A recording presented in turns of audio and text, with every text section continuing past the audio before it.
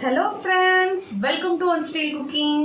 இன்றைக்கி வந்து பார்த்திங்கன்னா ஒரு சூப்பரான ஒரு ரெசிபி தாங்க பார்க்க போகிறோம். எல்லாருக்குமே சிக்கன் வந்து ரொம்ப பிடிக்கும். இன்றைக்கி நம்ம பார்க்க போகிறது வந்து பார்த்திங்கன்னா சிக்கன் கிரேவி டைப் தான். அதுலேயும் வித்தியாசமாக பண்ண போகிறோம். எல்லாருமே சிக்கன் கிரேவி, கறி, ஃப்ரை, 65 இந்த மாதிரி நிறைய வெரைட்டிஸ் பண்ணியிருக்கோம். இன்றைக்கி நம்ம பண்ண போகிறது வந்து பார்த்திங்கன்னா கருவேப்பிலை சிக்கன் கிரேவி பண்ண போகிறோம்.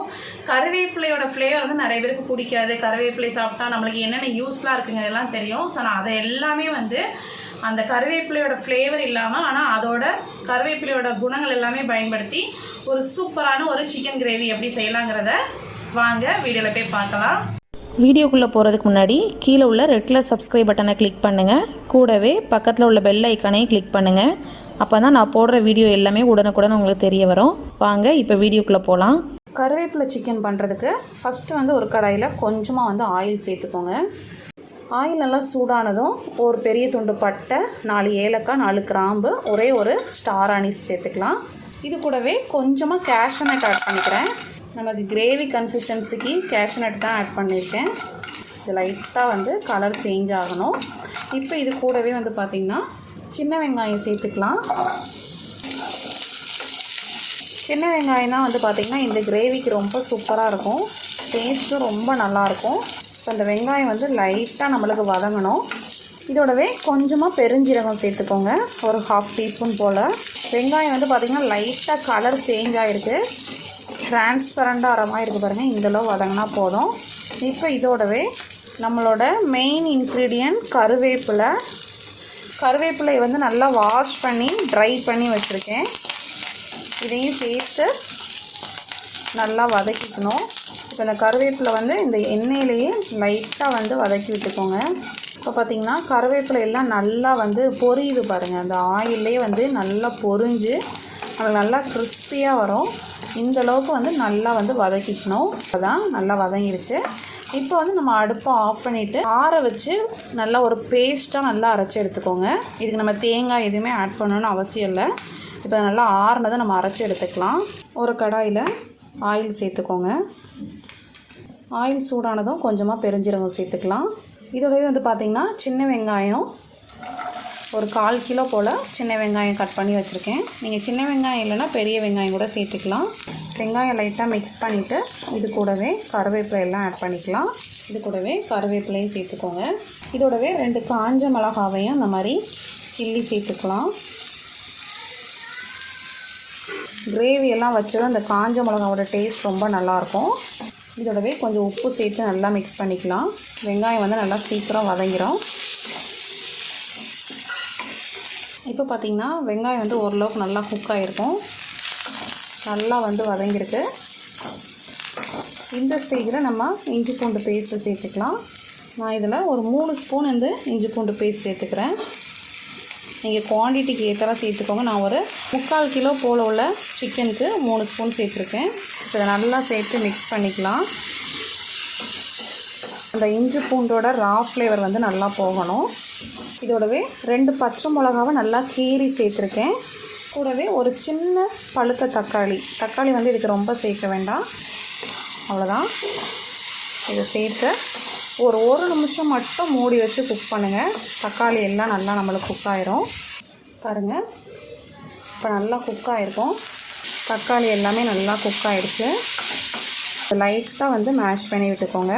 இப்போ இதில் நம்ம பொடி வகைகள் சேர்த்துறோம். நான் வந்து பார்த்திங்கன்னா இன்றைக்கி கருவேப்பிலை சிக்கனுங்கிறதுனால லைட்டாக வந்து ஒரு 2 பிஞ்ச் அளவுக்கு மட்டும் மஞ்சள் தூள் எடுத்திருக்கேன். காரம் வந்து ரொம்ப போடலை, ஒரு 1/2 டீஸ்பூனுக்கு கம்மியாக தான் மிளகாத்தூள், 2 ஸ்பூன் அளவுக்கு மல்லித்தூள். இது வந்து கரம் மசாலா, நீங்கள் சிக்கன் மசாலா அதனால் எடுத்துக்கலாம். அவ்வளோதாங்க, இதை போட்டுக்கலாம்.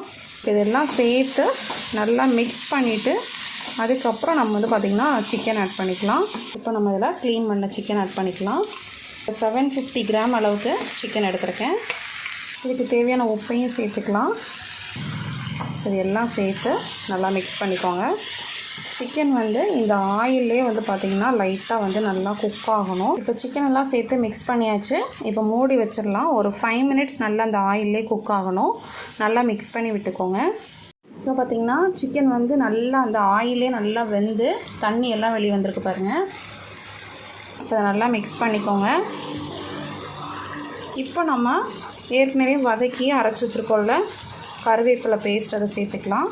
கருவேப்பிலை, சின்ன வெங்காயம் எல்லாம் சேர்த்துருக்கிறதுனால ரொம்ப டேஸ்ட் ரொம்ப நல்லாயிருக்கும். இதோடவே கொஞ்சமாக மட்டும் தண்ணி சேர்த்துக்கோங்க. கிரேவி கன்சிஸ்டன்சிங்கிறதுனால நம்ம ரொம்ப தண்ணி சேர்க்க வேண்டாம். இப்போ அதை நல்லா மிக்ஸ் பண்ணிக்கோங்க. இதோட பச்சை வாசனை, நம்ம சின்ன வெங்காயம்லாம் வதக்கி தான் சேர்த்துருக்கோம். இது எல்லாம் சேர்ந்து நல்லா ஒன்றா கொதித்து வந்து ஒரு 5 மினிட்ஸ் கழிச்சது நம்ம வந்து இறக்கிடலாம். இப்போ அதை நல்லா மிக்ஸ் பண்ணியாச்சு. பாருங்கள், மசாலா எல்லாம் சேர்ந்து ஒன்றா மிக்ஸ் ஆகிடுச்சு. உப்பு மட்டும் செக் பண்ணிக்கோங்க. நான் மூடி வச்சிடுறேன். இது வந்து பார்த்திங்கன்னா நல்லா அந்த மசாலா எல்லாம் சேர்ந்து ஒரு 5 to 7 மினிட்ஸ் நல்லா குக் ஆகட்டும் மீடியம் ஃப்ளேம்லேயே வச்சு. இப்போ பார்த்திங்கன்னா சிக்கன் வந்து நல்லா நம்மளுக்கு ரெடி ஆகிடுச்சு. அந்த ஆயிலெல்லாம் நல்லா பிரிஞ்சு வந்திருக்கு பாருங்கள். நம்ம கேஷ்யூநட்லாம் சேர்த்துருக்கிறதுனால அப்பப்போ நல்லா மிக்ஸ் பண்ணிக்கணும். நல்லா அந்த கிரேவி கன்சிஸ்டன்சி கரெக்டாக இருக்குது. இப்போ ஃபைனலாக அடுப்பை ஆஃப் பண்ணுறதுக்கு ஒரு நிமிஷத்துக்கு முன்னாடி கொஞ்சமாக கொத்தமல்லி இலையை நல்லா ஃபைனாக அந்த மாதிரி கட் பண்ணி சேர்த்துக்கோங்க. நம்ம அடுப்பை ஆஃப் பண்ணிவிட்டு சேர்க்குறத விட அடுப்பை ஆஃப் பண்ணதுக்கு ஒரு நிமிஷத்துக்கு முன்னாடி சேர்த்துட்டு அந்த ஹீட்லேயே நல்லா மிக்ஸ் பண்ணோம் அப்படின்னா நம்மளுக்கு வந்து இந்த கொத்தமல்லியோட ஃப்ளேவர் எல்லாம் சேர்ந்து ரொம்ப சூப்பராக இருக்கும். இது சாதத்தோட, பிரியாணிக்கு, அதுக்கப்புறம் இட்லி, தோசை, பூரி, சப்பாத்தி எல்லாத்துக்குமே சூப்பர் காம்பினேஷன். ரொம்பவே டேஸ்டான ரெசிபி. கொத்தமல்லி எல்லாம் சேர்ந்து நல்லா கொதி வந்துருச்சு. இப்போ நம்ம ஆஃப் பண்ணிடலாம். நம்மளோட சூப்பரான கருவேப்பிலை சிக்கன் கிரேவியை இன்றைக்கி வந்து பார்த்திங்கன்னா நான் இட்லியோட டேஸ்ட் பண்ணி பார்க்க போகிறேன்.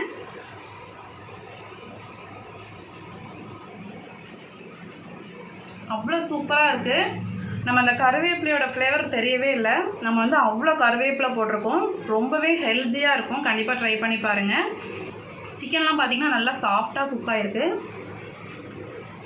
குழந்தைங்களுக்கும் ரொம்ப பிடிக்கும்.